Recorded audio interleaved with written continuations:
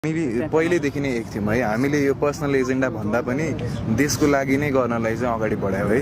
त्यो हिसाबले चाहिँ दाइले मैले पहिले भेटा, मैले दाइले पहिले भेटेको त्यो पहिलेदेखि भइरहेको। हामी पहिलेदेखि नै एक थियौँ होइन।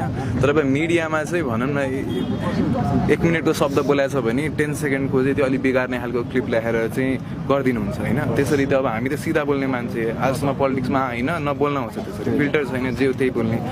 म्यानिपुलेट गरिदिनु भयो शब्द एक किसिमले होइन। तर यो कुरामा चाहिँ हामी सबैजना युनिफाइड छौँ, हामी छुट्टा छुट्टै होइनौँ। यो त देशको एजेन्डा हो, हाम्रो पर्सनल केही छैन।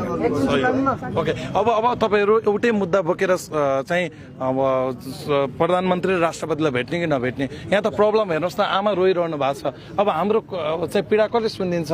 हाम्रो हत्यारा, हाम्रो छोराको हत्यारालाई कसले चाहिँ समाज छ, को हो त सरकार भनेर रोइरहनु भएको छ आमा?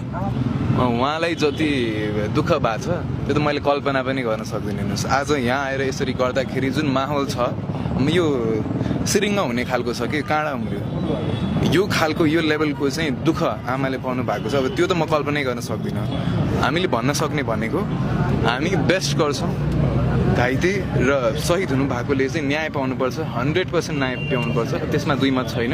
त्यसलाई चाहिँ हामी अगाडि नै यो कुरा राखेर चाहिँ अब अगाडि बढाउँछौँ। अब एउटा के देखियो आज भने हामीले काहीँ कतै जस्तो विभाजित जस्तो देखिएका सबै अनुहार एकै ठाउँमा देख्दा हामी पनि खुसी छौँ। किनभने मिडियामा किन पनि त्यस्तो आउँछ भने तपाईँहरू फरक ठाउँमा देखिनुहुन्थ्यो, आज एक ठाउँमा देखिनु भएको छ। र जस्तो एउटा आमा रोइरहनु भएको सुदनजीले पनि देख्नुभयो, तपाईँले त उहाँको छोराको लास बोकेर आर्यघाटसम्म पुर्याउनु भयो, आर्यघाटमा त होइन जलाउने ठाउँसम्म पुर्याउनु भयो, र त्यो जल्दै गरेको लास पनि आँखा अगाडि हेर्नुभयो होइन। त्यो पटपट पड्किरहेको त्यो लासले पक्कै यो देशको चाहिँ हुन्छ नि मुहार फेरोस् भनेर शहीद भएका हुन्। के अब यो देशको मुहार फेर्नका लागि तपाईँहरू लड्नुहुन्छ? अब फेरि एकपटक यो देशको मुहार फेर्नका लागि हामी सबै लड्छौँ, हरेक नेपाली लड्छ। एकचोटि होइन 100 चोटि लड्छौँ। यो ध्वस्त भएको भनेको नि सर हाम्रो चरित्र होइन। नेताले नेता बन्न नजानेर होइन, यहाँ डक्टरले डक्टर बन्न नजानेर, इन्जिनियरले इन्जिनियर बन्न नजानेर, हाम्रो पात्र नाम अनुसारको पात्र नभइदिएर, चरित्र नभएर, स्वभाव नभएर हामी कसरी हिँड्ने? हाम्रो आर्थिक रूपान्तरण भनेको त मात्रै पैसाको सवाल मात्रै होइन नि, हामी नैतिक रूपले पनि कति भ्रष्ट भइसकेका छौँ भन्ने कुराले गर्दाखेरि हामी व्यक्तिमा यो कुरा आइपर्छ।